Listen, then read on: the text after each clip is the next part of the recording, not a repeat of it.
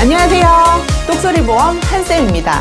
이 내용은 겨우 26살, 아직 직장도 없는 취업 준비생 남성이 지인 설계사에게 가입한 보장 내용입니다. 똑소리보험 영상 중 사회초년생들을 위한 보험가입 가이드 영상을 보시고 이 보험이 어떤지 봐달라고 저한테 연락을 주셨어요.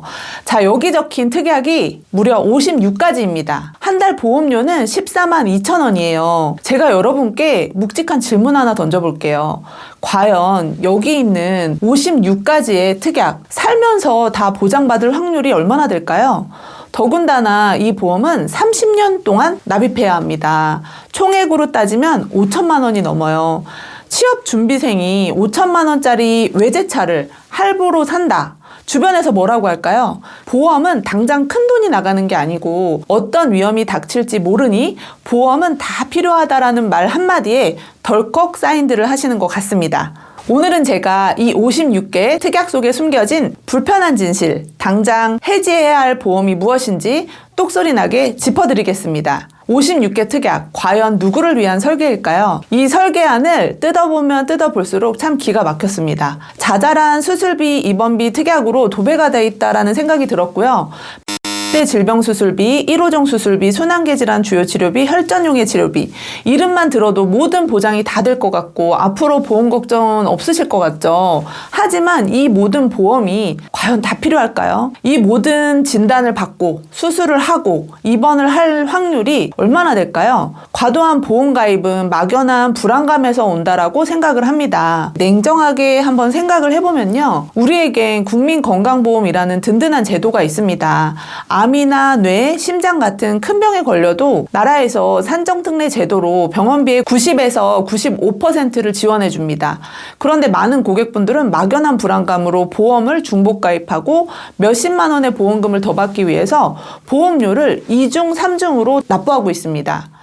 26세 남성 취업 준비생이 가입한 특약 중에 당장 삭제해야 된다고 생각하는 특약 첫 번째는요, 바로 간병인 특약입니다.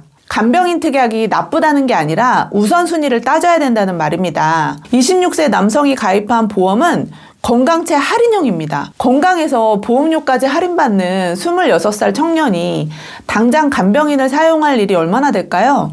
제가 이렇게 말씀을 드리면 노후에 간병인을 쓸 일이 있을까봐 미리 준비한다라는 얘기를 하시거든요. 이성적으로 우리가 생각을 해보면 26세 청년이 60세, 70세 때 간병인을 쓴다고 보면 앞으로 3, 40년 후의 일입니다. 저는 사실 간병도 문제지만 30년, 40년 후에 간병 인력이 과연 있을까라는 생각을 하거든요. 간병 관련 여러 가지 국가 제도가 바뀔 것 같고 20대가 간병을 미리 준비하는 건 효율적이지 못하라는 생각을 합니다. 둘째, 순환계 치료비, 혈전용의 치료비를 각각 가입할 필요가 없습니다. 순환계 치료는 혈전용의 치료가 포함되어 있기 때문입니다. 셋째, 넓은 범위의 항암 방사선, 항암 약물 특약이 있고 비급여 암 치료비도 가입을 하셨는데 따로 표적항암, 비급여 표적항암 특약 등을 준비할 필요는 없다라고 생각합니다. 그리고 마지막으로 사망보험금 1억 원을 넣으셨는데요, 이 부분은 원치 않는다라면 삭제도 가능합니다.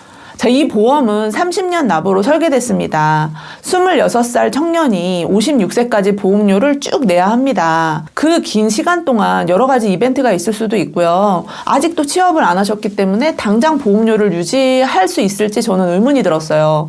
중도에 해지하시면 고객님만 손해를 보게 됩니다. 그럼 26세 청년에게 진짜 필요한 건 뭘까요? 딱 두 가지만 남기시면 될 것 같아요. 1순위는 실손보험입니다. 이건 모든 치료비 보험의 뿌리라고 볼 수 있어요. 2순위는 3대 진단비, 암, 뇌, 심장의 진단비입니다. 병원비는 나라와 실손이 어느 정도 해결을 해주지만 치료받느라 일을 못하면 가족의 삶이 멈출 수도 있습니다. 그래서 3대 진단비는 꼭 준비하시라고 말씀을 드리고 있어요. 3대 진단비를 준비하실 때 주의할 점은 유방암이나 전립선 암 등 생식기 질환이 소외감으로 빠져 있는지 꼭 확인을 하셔야 되고요. 2대 질환 진단비도 뇌출혈 진단비, 급성심근경색 진단비 말고 뇌혈관 허혈성 심장질환 진단비 등 가장 넓은 범위로 구성되었는지 꼭 확인하세요. 그리고 마지막으로 이 보험은 삭제할 특약만 있을까요? 아닙니다. 오히려 보완할 특약도 있는데요. 이 설계안 1번에 있는 상해 후유장애 1억 원. 저는 이거는 보험사가 절대 먼저 챙겨주지 않는 특약이라고 생각하는데요. 후유장애 특약은 사고로 인해 몸이 불편하고 장애가 생겼을 때 소득 상실을 보존해주는 특약입니다. 예를 들어서 낙상 사고로 척추 골절이 돼서 몇 달 동안 일을 못하고 재활치료를 해야 할 때 후유장애 보험금을 받게 된다면 일을 쉬는 기간에도 안심하고 치료에 전념할 수 있습니다. 이 상품은 청년 보험에 하나여 3% 이상 후유장애를 3억 원까지 구성할 수 있습니다. 버릴 특약과 지킬 권리를 정확히 구분해야 진짜 똑소리 나는 보험 가입을 할 수 있습니다. 자, 오늘 영상 보시는 분들 이것만 실천하세요. 내가 가입한 보험을 전체 파악해야 합니다. 증권을 보시면 내용이 자세하게 나와 있거든요. 내 특약이 몇 개인지 어떤 내용을 보상하는지 꼭 확인을 하세요.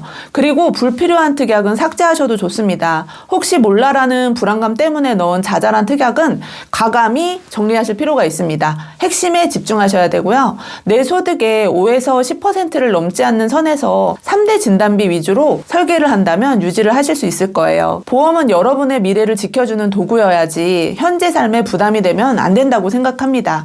자, 보험 가입이 어려우신가요? 혼자 고민하지 마시고 저 똑소리보험 한쌤에게 물어봐 주세요. 오늘 영상이 도움이 되셨다면 구독과 좋아요, 알림 설정 꼭 부탁드리고요. 보험 때문에 고민하는 지인들에게 이 영상을 꼭 공유해 주세요. 오늘 영상 끝까지 시청해 주셔서 감사합니다. 안녕! 본 광고는 심의 기준을 준수하였으며 유효기간은 심의일로부터 1년입니다.